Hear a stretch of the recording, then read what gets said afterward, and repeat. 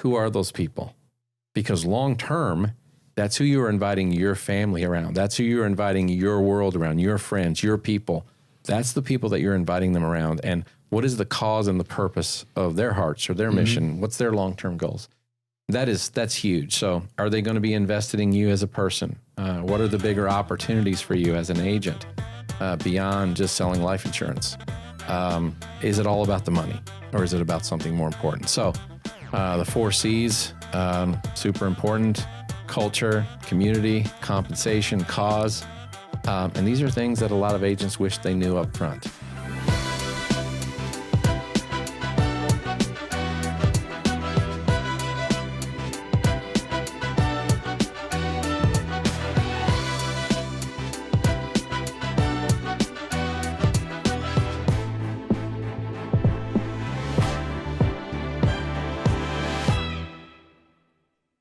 Hey guys, welcome back to the Life Insurance Academy podcast.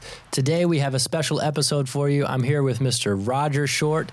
But guys, before we dive in and give you this content, we please ask that you like, subscribe, and share. If we've given you any value, if any of our content or any of our tips or tricks that we've given you has helped you in any way or has helped you close one policy, help one more family, we would love to hear about it. We would also love to hear any new episodes that you want to hear come out, any new content, any questions you have. But the way we are able to help you more is when you like, subscribe, and share. And guys, as today, we're getting ready to start and launch a 3-part series for you guys. And I'm excited about this because this is really geared towards all of you viewers that may be brand new to the insurance industry. Maybe you're taking a peek because somebody invited you and you have an opportunity that you're looking at or you're considering. Maybe you've taken an opportunity that somebody's offered you and you are halfway through your first year and trying to figure things out. Or maybe you've been in this industry for a few years. This is also for you, and you're building and growing a team. No matter what it is, our 3-part series is focused on things I wish I knew before. And we talk about the things I wish I knew before. We really want to focus this first episode on finding a home and what that means. Then we want to follow up on really finding a niche and then moving into our 3rd series, which is finding the process for you all to be successful in getting into that niche. So I want to welcome Roger Short. Hey guys, Zach, when we talked about this series, and this comes from, I want to let you know, this comes from a lot of phone calls. We get a ton of inbound DMs in our social and connection points. And people are always asking us, what about this? What about that? Where do I go? Where do I start? I wish I knew this. I hear that so many times. Yeah. I wish I would have known this. Yeah, I wish I would have known this. I didn't know about these other niches. I didn't know there was other types of sales. What's the difference between fully underwritten and simplified issue? And they're already started. They're already connected. They're already going, and they don't know the difference with just some of these things. Or what's the difference between captive and independent? Like we hear that a lot. Yeah. And people say, now, I signed an agency agreement, but then I'm also signing carrier contracts, and I'm not sure what I signed. And I think I might have signed something that I probably shouldn't have. Mm-hmm. And they don't know what they're signing.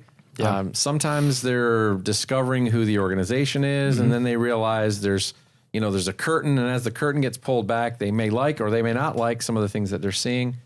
And we answer tons of questions all the time. And so we thought if we started this series and we got out in front of that and gave some information to new people that are considering getting in the business, like Zach said, or maybe you've just gotten started and you're just trying to navigate your way in, or you may be starting to build a team and you're starting to invite people into the business with you.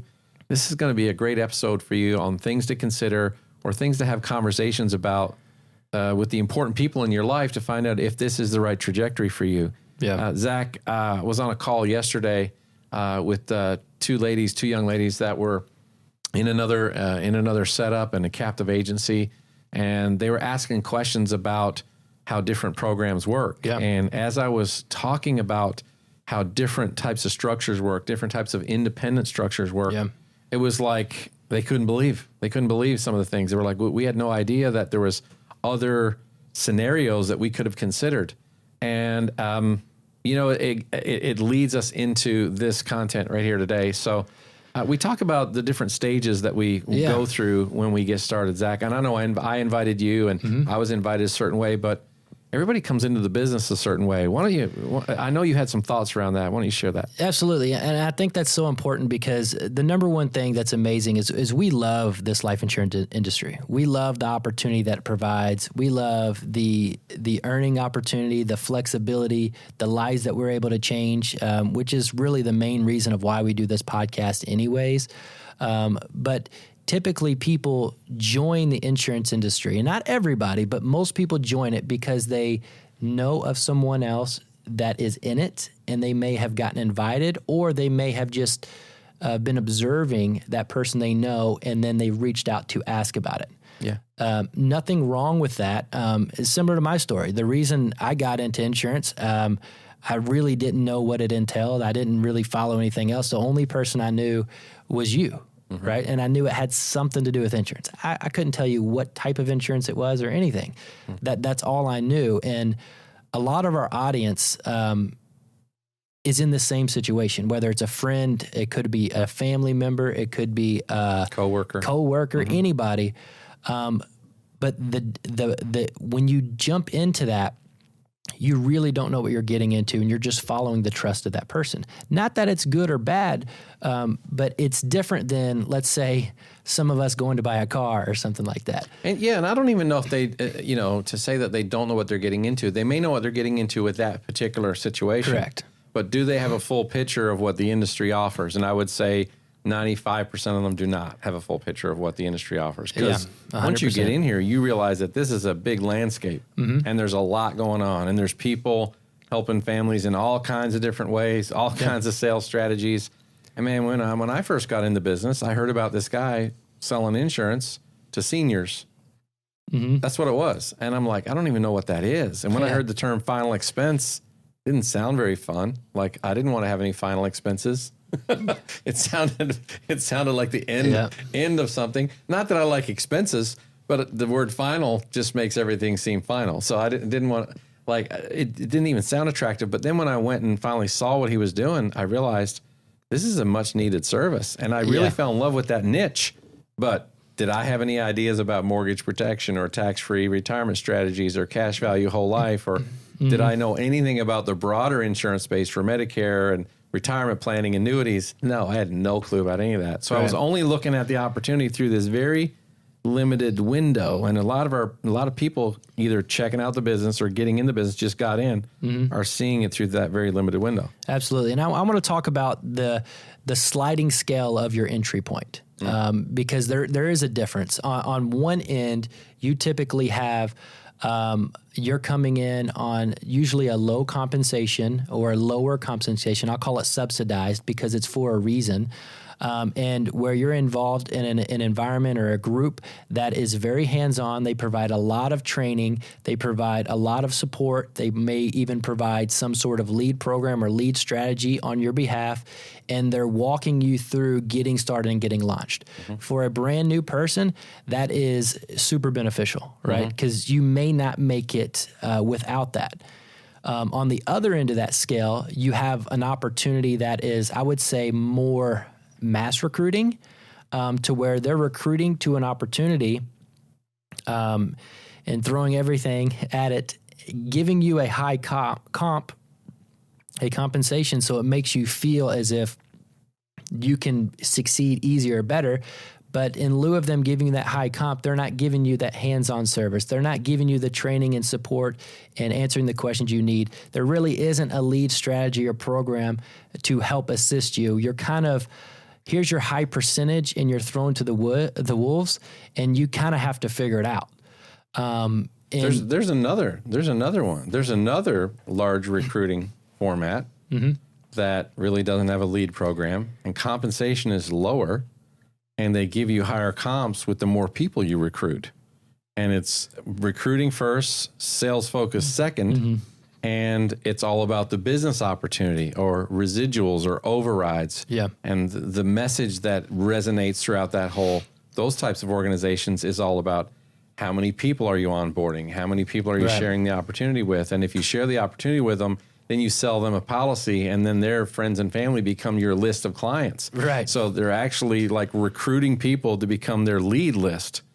And then their family that's their leads. And there's that model. So there's all these different entry points. And especially if you get connected to or contacted by one of those types, one of the ones that Zach highlighted or the one that I just highlighted, there's a lot of people getting exposed to the industry that way. And I would sometimes say, there's good people getting hurt. Even in my time in the business, which isn't crazy, but in insurance years, it's a long time. In insurance years, right? They're like dog years. It was like that episode when you said back in the day. I'm like, dude, you're only 30. Yeah, it is. It is back in the day. But some of these, the way the industry has changed is there's been these massive groups, these massive opportunities where they're just throwing compensation at people. So what happens is, and if you have a scenario of this new agent that is in a niche group, or I call it a boutique agency that provides all of these services, and that agent, once they get on their feet and get up and rolling, they feel like they're being taken advantage of in one way or another, and they start chasing a higher compensation rate. And that's because if there's no way for them to advance themselves where they are, then they feel like they're trapped a little bit. Correct. Especially the ones who get really good at selling. Correct. And a lot of times they will, but they may have some of these other features. They may have, good connections and good culture and good company, but maybe it's missing something, or their opportunities limited in one way or another.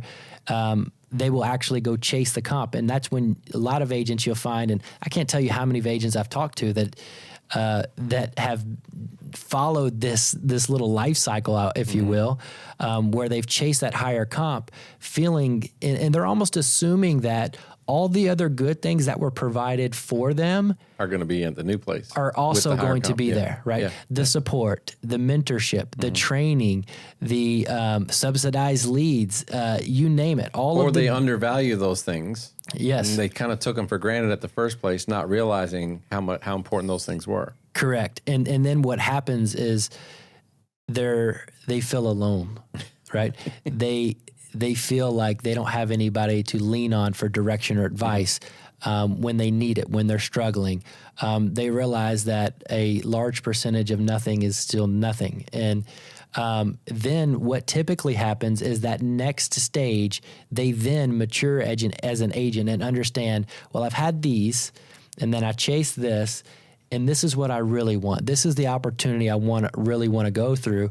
And Roger, when we sat down and worked through this together, or what are these 4 main components that every life insurance agent should know before they get into it, or should consider at least, Yeah. These were the most important things when looking for a home, to know that it's absolutely the right fit for you. And the first one, and in my opinion, this is one of, I'll say this for everyone, one of the most important. They're all important, right? But when we talk about the first one, which is culture, Roger, but why is that culture important to you? What do you believe the culture does for an agency? Because there are these people that, well, that's okay, I can do it by myself. Culture is going to be everything, because ultimately when you get connected and you start to figure out your way and you start to learn how to sell and help clients, you're going to quickly realize, what type of environment am I in here? Mm-hmm. Is this an environment that is supportive? Are they aligned? Do they have the same type of values that I have? Yeah. Are they an integrity based company? Are they going to do the right things, or do they let things slide? Right. Do they have great leadership, or is leadership like just the guy who recruited you and he doesn't know what he's doing, and therefore that ghost leadership? Yeah, ghost leadership. I don't know what I'm doing, and the guy recruited me, he doesn't know what he's doing either. But we're just out here telling you to go sell stuff. Yeah. And oftentimes you realize very, very quickly that you may not be in the exact right place. I had a conversation once with a very classy individual. This I would say he's the time that I've gotten to know him, and he has an agency in Texas, and just super, super classy. And he said, I was on a Zoom call one time and we were going over some product updates, and it was kind of like a team and organizational call. And he said his wife came into the office, and he was on a Zoom with all these other people, like, I don't know how many people on this call, 40, 50 people. And his wife came into the office and walked by. And as she was walking by, the language and the conversation on that Zoom made his wife bristle. And when the Zoom meeting was over, she said, was that right, what I was hearing that was going on that meeting? Like, that doesn't seem like you. This culture doesn't seem like you. And she was challenging her husband. Like, you're inviting our agents and our team into this culture? Is that who we want them to be like? Is that what we're, promoting? Is that what we're saying is okay in our value system? Because I don't think that aligns with you, does it? And his wife checked him, and he said, right then and there, I knew. He said, I knew in my spirit I wasn't in the right place. He said, but when she came in and it offended her, I realized I got to make a change. And he wasn't in the right culture. It wasn't the right fit for him. How important is that? And sometimes that's hard to see when you're getting started, Zach, because people see the opportunity. Well, the leads are here. This is the system. They got agents who are making money, and I've heard some great testimonials. I can overlook the other stuff. Yeah. Because they're trying to fill a short-term need, which is to make money and get started, and they overlook the other stuff, or they undervalue the importance of culture, and they overvalue compensation, or they're overvaluing the opportunity versus the culture. And they go hand in hand, because once you get started, that culture is everything. And if it doesn't align with who you are, man, it's not going to be a fun place. Yeah, I always say culture is the reflection of the leadership, and it's the character that goes throughout. And culture is not a good training program. Culture is not a good compensation program. Culture is not a fun and exciting event, right?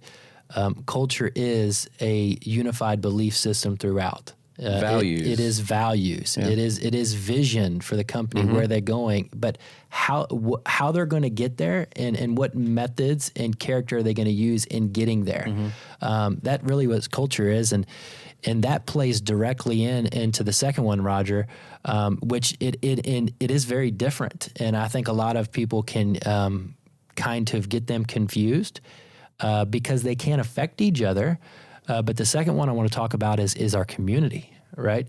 It's the community that people want to be a part of. What is a community? When looking for a home, the community aspect is one of the most important things that you can consider as an agent. Yeah, if you're just getting started, or if you're about to get started, or if you're an agency owner and you're starting to build a team, I would think one of the highest value points now, looking back, I've been in the business now 10, 12 years. Looking back, I would say finding that right community, because that coincides with culture. Yep. So what do we, like, how do they differ? I guess a lot of people say, well, what's the difference between community and culture? I would say community is having people, number one, who align with that culture, but having people who are specialists, who are servant leaders, who are helpers in that community, that want to support one another, that don't want to take from one another, but actually want to support one another.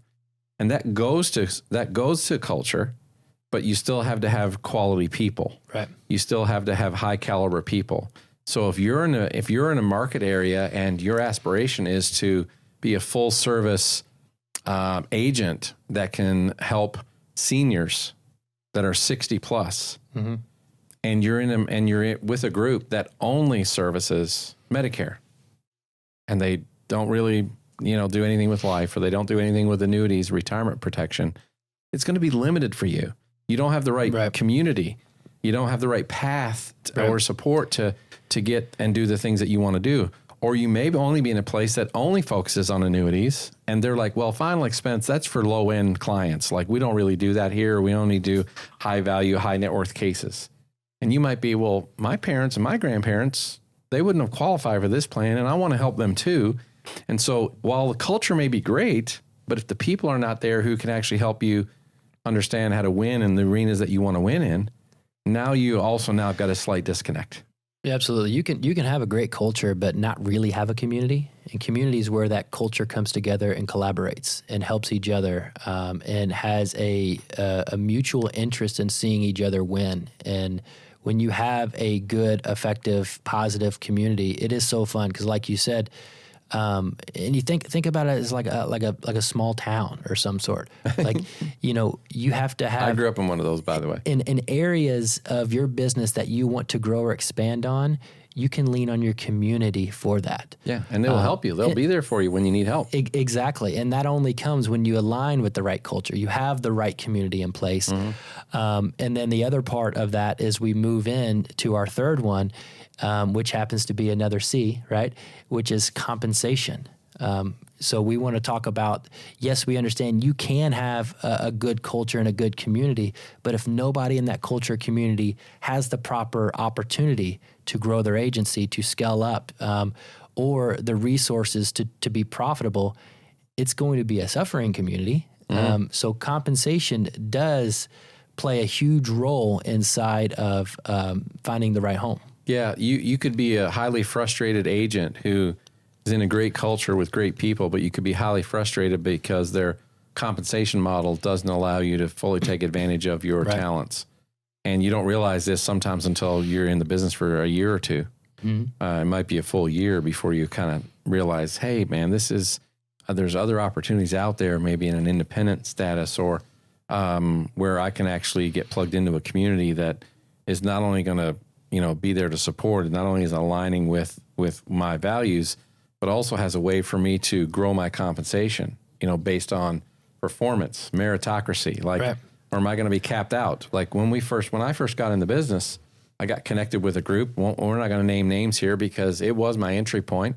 I got connected to some people who were doing cool things, but I quickly realized the organization I was with was the wrong one because I was stuck at a compensation level and I couldn't get above that because I was told that there was 7 other people between me and the company. Yeah. And unless they died, moved away, or let me bypass them, there was no way for me to go higher than that. Right. Well, what does that do? That promotes that person. It incentivizes that person to either just become complacent with their opportunity right where they are, and be happy with how much money I'm making selling. But that wasn't me. I was looking to actually invite people in and grow as well, which reduced my opportunity for others because now I couldn't really offer them more than what I had, or at least what I had, because there was no path to do it. I had to make money. So it really incentivizes the individual to go look somewhere else for that. So you could be in a situation where you're stuck with It's not necessarily they really want to, right? No, I didn't want to. I was actually calling the owners of this company saying, what is my path so that I can grow a national distribution? Right. What is my path so I can do this? They were like, well, we don't kind of really have it. And I multiple calls. Yeah. And then the day I submitted that I was resigning my position there and I was moving my contracts, then they wanted to fly me across the country and play golf and take me out for a steak dinner. It's interesting how when you go to leave somewhere, you get all the perks. It's a terrible advancement program.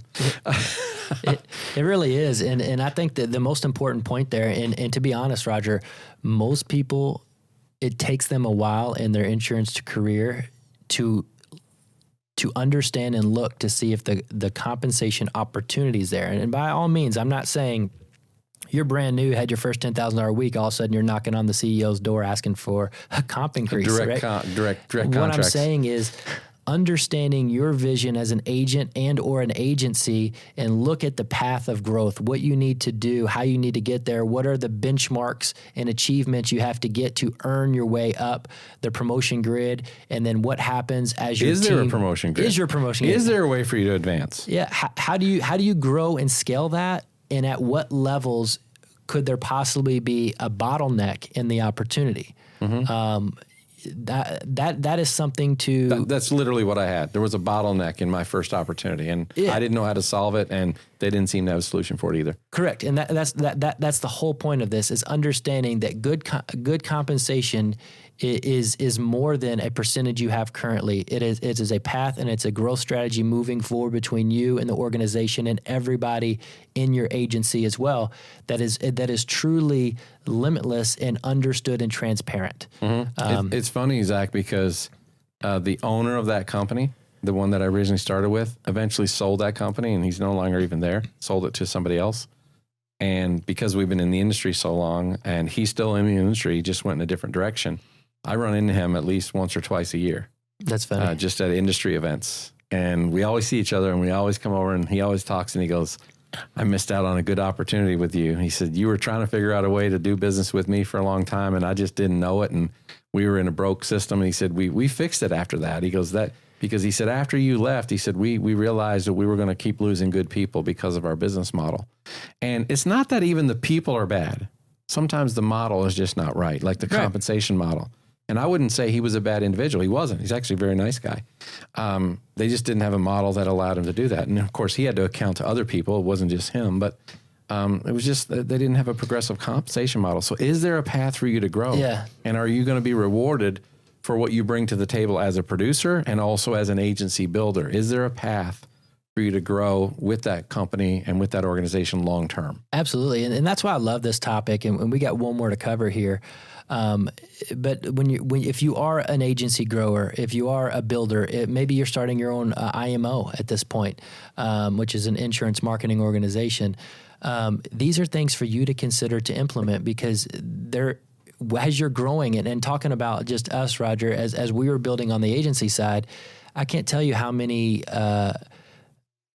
adaptations we'd made, adjustments, iterations. Yes. I mean, we had to. We to grow and expand of what we're doing to make sure that we covered these four things and always provided the best opportunity. And the last one I want to cover, which is really important, and as you guys, I hope you see that all these tie into each other. And depending on who you are and your personality and where you're coming from, and maybe what services you are or are not receiving, one of these may feel more important now than the other one is. But I assure you that all four of these are extremely important. And the 4C we want to talk about, Roger, which is really, really important, which is cause. Cause, yeah. We had some alliteration here, didn't we? Culture, community, compensation, and cause. So if you haven't figured that out, but cause, what is the bigger purpose here? Mm-hmm. What's the bigger purpose? And Zach, I'm gonna read directly from your notes. Can I do that? Can Absolutely. I steal your notes? Zach said, we believe we should give our lives to something bigger than ourselves. We believe that we're blessed beyond measure, and those blessings come with the responsibility to make the world a better place for everyone. Now, that is a kind of like a mission statement, right? That's a mission statement that goes to culture. Mm-hmm. It goes to community, but it's about something beyond just the money. Now, when you first get started, I was listening to a podcast the other day, the Medicare Sales Playbook podcast, and there was a lady being interviewed on there, a friend of mine, Letitia Jackson, and she said, she was being interviewed by Dallas Keithley. And Dallas asked her, why she got started. And she said, Dallas, my cause when I first got started was to pay my bills and to take care of my family, to feed my kids. Like I had bills to pay and I had to figure out a way to make money. That was my cause. Yep. And it wasn't much bigger than that when she first started. But of course, as you start to grow and start to figure out that as a baseline, and then that gets taken care of, then what is the organization about beyond that? Yeah. Is it only ever about money? So there's some questions that I threw in here, like, is the focus all about money? Is it a money-focused organization that is... Yeah, well, once you get beyond survival. Yeah. Right. Once you get beyond survival... Meeting basic needs, yeah. Who are you? Who is your character? What is your culture, your community? What do everybody stand for? What's the most important? If you weren't worried about, can I do this? Mm-hmm. Can I sell my first policy? And I'm going to be able to provide for my family. Am I going to be able to hit my family's goals? Like there's levels to that. And as you start to come up that, I feel like you're running and your head's starting to come up a little bit. And what are you seeing for your future and your agent's future and your company's future? And a cool thing. I feel like he looked like Sonic the Hedgehog there when he was doing that. One of those things, the little memes. You should have saw my legs under the table. Sonic the Hedgehog and his face coming up and getting wind in his face and his hair was blowing back, the blue locks of Sonic the Hedgehog. Yeah, give me some rings. That's right. Ding, ding, ding, ding, ding. But a good way to view this as a brand new agent watching this right now is, what is your company doing? What is their cause? What is their mission, right? What do they seem to be about? What's important to What them? does it seem to be about? Are they giving back to the community? Are they doing volunteering events? Do they have some sort of foundation or some sort of way to either give back to the agents, the clients? Are they focused on really client care? Or are they focused on sales numbers and that's it? Profits, right? Are they investing in you? Exactly. Do they have a leadership development program? Right. Are they trying to help you become a better person? Are they helping you become a leader? Are they helping you understand the pitfalls of business ownership? Are they taking time to talk about those things that are not directly tied to sales, but tied to developing people? I mean, that's a cause bigger than just making a profit or an override from the sale of a policy. And I love this. I love sports, Roger. I know you're a big golfer as well. We haven't got to play as much golf as we would like the past few years for sure. But the Ryder Cup, where the U.S. plays the European team. And when you just see that, like these individual golfers, they play their tournaments, they try to make the weekend, they get endorsements, they make a lot of money, but they are all fighting to play in the Ryder Cup. Which is a collective team play. Which is a collective team play. They're playing for their other USA team members or European team members. They're playing for their country. They're playing for everything beyond themselves. And you can see that their emotions, their passion. It's actually one of the most fun events to watch. It's unbelievable because of how passionate they get about fighting for each other. And not only that, you see that in the Olympics, right? The Olympic Games from all over the world, and the pride in the teams where everybody comes together, and it's crazy to see how far one or the team can go together when they all play for something bigger than themselves, which is really cool. Yeah, I was watching. My wife and I are hockey fans, right? And we were watching a game the other night, and I believe it was the Philadelphia coach. And they lost like 7-0 to Tampa Bay. Like got blown out completely. It's kind of a lot in hockey, right? Yes, it's a lot. Yeah. And no goals on the other side. And it was just embarrassing. And they went back to the room, and it wasn't a good conversation in the locker room. And new coach and took his star player, his captain, and benched him. He benched the captain. And they went into the next game. And he was taking a ton of heat for benching the captain. And he benched the captain, he said, because the captain wasn't leading. His attitude was wrong. And he said, the team is more important than one individual. And they came out the next game, and unfortunately, they played my Toronto Maple Leafs. And Rosemary and I were watching. They ended up beating the Toronto Maple Leafs in the next game without the captain. And the coach was making a point that the team is bigger than one. Yeah. And if you learn to play together as a team, you can go so much farther. Now, I don't know the outcome. There's all kinds of banter back and forth on SportsCenter and ESPN and, everywhere. But I was interesting to see that, that there's a sacrifice to be made for the bigger team and how people lean into that. So when you're considering an organization to be a part of, what does that organization stand for? Who are they behind the scenes? When they're not on camera and they're not on stage and they're not on a Zoom call, who are those people? Because long term, that's who you're inviting your family around. That's who you're inviting your world around, your friends, your people. That's the people that you're inviting them around. And what is the cause and the purpose of their hearts or their mission? What's their long-term goals? That's huge. So are they going to be invested in you as a person? What are the bigger opportunities for you as an agent beyond just selling life insurance? Is it all about the money, or is it about something more important? So the 4 C's, super important. Culture, community, compensation, cause. And these are things that a lot of agents wish they knew up front. Absolutely. And we think those are some of the most important things to consider. It absolutely is. And we want to, we love being able to give as much value as we can to you guys. And I know I said at the beginning of this, but if you get any value from us, please like, subscribe, and share. It is what allows us to do more opportunities to give you guys more content, more things. We have cool events, different things that are going to be coming down the pipe this year. We're excited for you guys to be a part of. And definitely stay tuned for the next episode in our series, Things I Wish I Knew, Finding a Niche, really focusing on the different types of life insurance products that may fit you the best. We'll catch you on the next episode.